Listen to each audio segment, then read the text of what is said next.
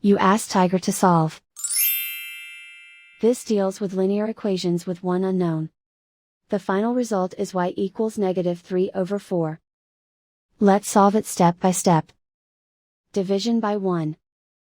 A variable's value does not change when it is divided by 1, so we can eliminate it.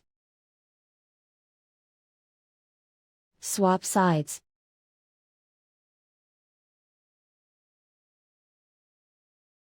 Isolate the y.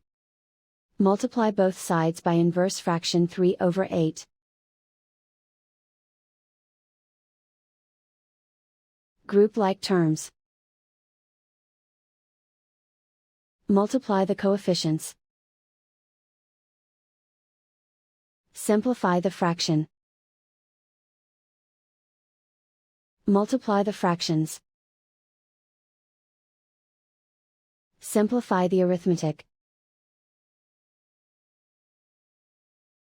And so the final result is y equals -3/4.